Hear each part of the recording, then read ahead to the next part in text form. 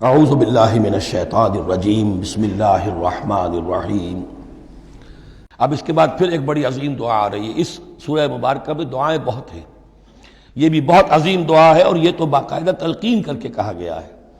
کہیں تو ایسا ہوتا ہے لوگ ایسے دعا کرتے ہیں، یہاں ہے قل اللہم مالک الملک، کہو اے اللہ جو تمام بادشاہت کا مالک ہے، مالک الملک ہے، کل ملک اس کے اختیار میں ہے، تؤتی الملک من تشاء، تو حکومت اور اختیار دیتا ہے جس کو چاہتا ہے، وتنزع الملک ممن تشاء، اور سلطنت چھین لیتا ہے جس سے چاہتا ہے، وتعز من تشاء، اور تو عزت دیتا ہے جس کو چاہتا ہے، وتذل من تشاء، اور تو ذلیل کر دیتا ہے جس کو چاہے، بیدک الخیر، تیرے ہاتھ میں سب خوبی ہے۔ اس کے دونوں معنی ہیں، کل خیر، خوبی تیرے ہاتھ میں ہے، دوسرے تیرے ہاتھ میں خیر ہی خیر ہے۔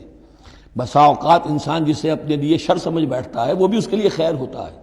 عسیٰ ان تحبوا شیئا وہو شر لکم وعسیٰ ان تکرہوا شیئا وہو خیر لکم، انک علی کل شیء قدیر، یقیناً تو ہر چیز پر قادر ہے۔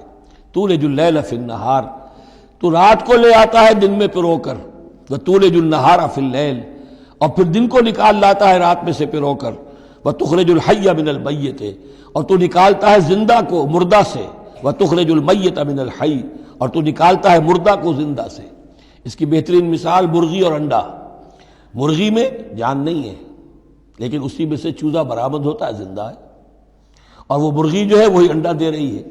تو گویا کہ اللہ تعالیٰ کے ہاں وہ چیز چل رہی ہے، تخرج الحی من المیت وتخرج المیت من الحی، وترزق من تشاء بغیر حساب، اور تو دیتا ہے جس کو چاہتا ہے بے حد و حساب۔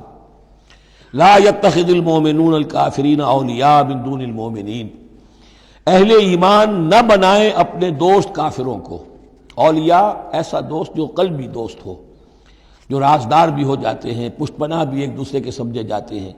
یہ تعلق کفار کے ساتھ اختیار کرنے کی اجازت نہیں ہے۔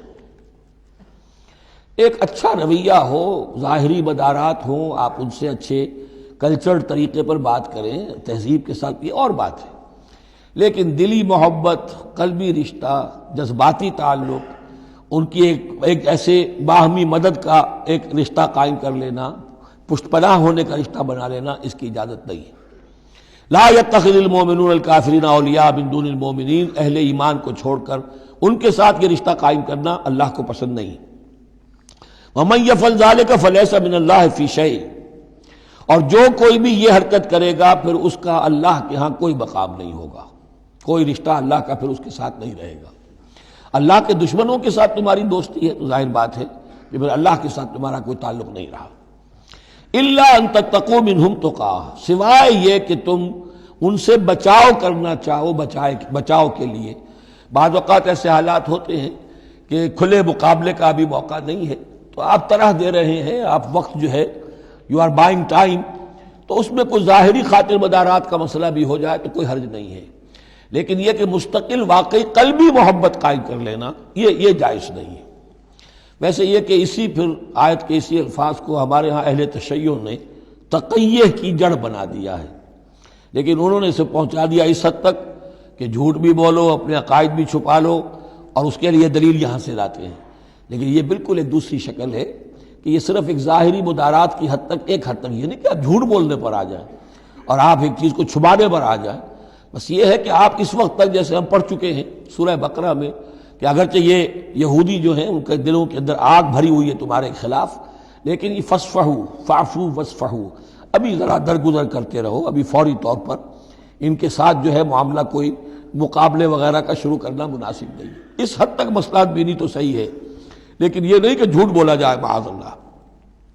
وَيُحَذِّرُكُمُ اللَّهُ نَفْسَهُ، اور اس میں بھی اب اور نرمی کر دی، اللہ تمہیں ڈراتا ہے اپنے آپ سے، اللہ سے ڈرو، یعنی کسی اور سے ڈر کر خواہ صرف خاطر مدارات کر لینا بھی صحیح نہیں ہے، لیکن یہ کہ بہرحال ضرورت ہے، کسی وقت مصلحت ہے تو کرو، لیکن یہ کہ اصل تمہارے دل میں خوف اللہ کا رہنا چاہیے۔ وَإِلَى اللَّهِ الْمَصِيرُ، اور اللہ ہی کی طرف تمہیں لوٹ جانا ہے۔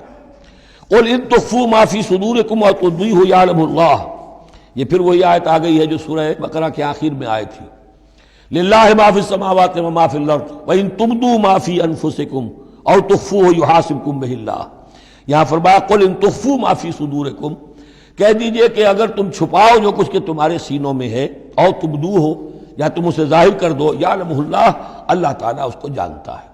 تمہارے ظاہر کرنے چھپانے سے اللہ سے کوئی تعلق نہیں ہے، ایک دوسرے سے چھپا سکتے ہو، ظاہر کر سکتے ہو، اللہ سے نہیں۔ وَيَعْلَمُ مَا فِي السَّمَاوَاتِ وَمَا فِي الْأَرْضِ، اور وہ جانتا ہے جو کچھ کہ آسمانوں میں اور زمین میں ہے۔ وَاللَّهُ عَلَىٰ كُلِّ شَيْءٍ قدیر، اور اللہ تعالیٰ ہر چیز پر قادر ہے۔ یوم تجد کل نفس ما عملت من خیر محضرا، اس دن کا تصور کرو جس دن ہر جان، ہر نفس موجود پائے گا، حاضر کیا ہوا پائے گا ہر وہ عمل جو اس نے کیا ہوگا۔ فمن یعمل مثقال ذرۃ خیرا یرہ ومن یعمل مثقال ذرۃ شرا یرہ۔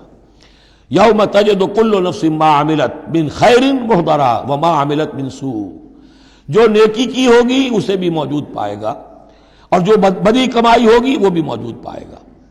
تود لو ان بینہا وبینہ امدا بعیدا، اور ہر جان یہ چاہے گی، ہر انسان یہ چاہے گا کہ کاش میرے اور میرے اعمال نامے کے درمیان بڑا فاصلہ آ جائے، میں اسے دیکھوں بھی نہ، میری نگاہ بھی اس پر نہ پڑے۔ وَيُحَذِّرُكُمُ اللَّهُ نَفْسَهُ، اور اللہ ڈرا رہا ہے تمہیں اپنے آپ سے، یعنی تقویٰ رکھنا ہے تو اس کا کرو، ڈرنا ہے تو اس سے ڈرو، خوف کھانا ہے تو اس سے کھاؤ۔ واللہ رؤوف بالعباد، اور اللہ تعالیٰ اپنے بندوں کے حق میں بہت شفیق ہے، یعنی یہ وارننگز تو اسی لیے دے رہا ہے کہ تمہاری عاقبت برباد نہ ہو، بار بار سمجھا رہا ہے۔ صدق اللہ العظیم۔